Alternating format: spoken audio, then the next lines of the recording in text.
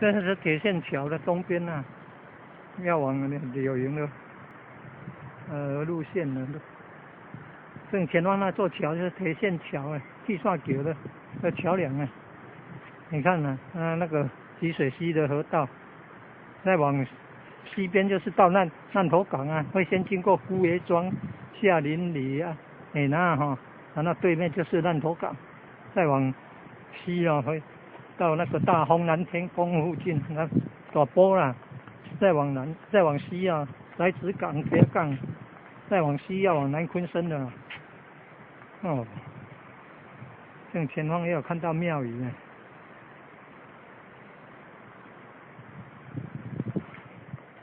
那是要往那个新营的方向。这应该也是集水溪的河道啊。这算堤防没有错啊。这是堤防整修啊，旁边是堤防旁边的路，那南边也是堤防啊，你看。这往东就是要柳营，到往柳营的。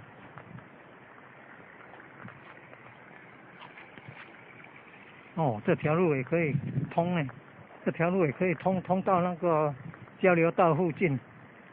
高速公路的交流道附近，中山高速公路的交流道附近，然后下来还可以走那个堤防旁边的路。交流道旁边。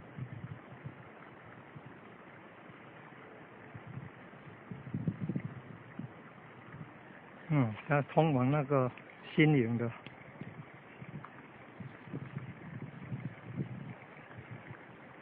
这怎么会有做这个堤防啊？可能是道路啊。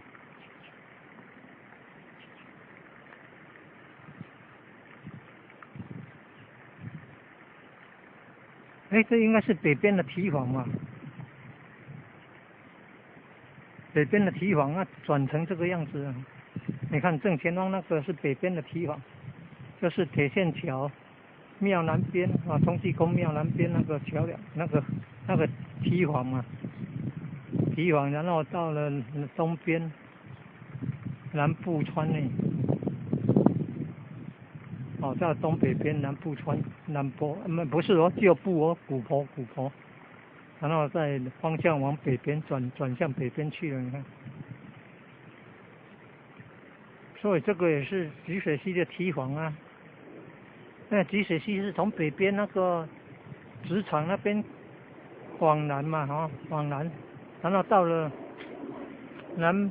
旧部啦、古坡啦那边，然后再往南，还是继续往南，然后到那个铁线桥这边再往东，往西，往右边往西，再到那个姑爷庄呢南边，然后到下林里，在南边就是地头港，然后再往西边大丰爪波，再往西边宅子港水甲宅子港，再往西边南昆生，再出去再往西出海，北门乡那边出海。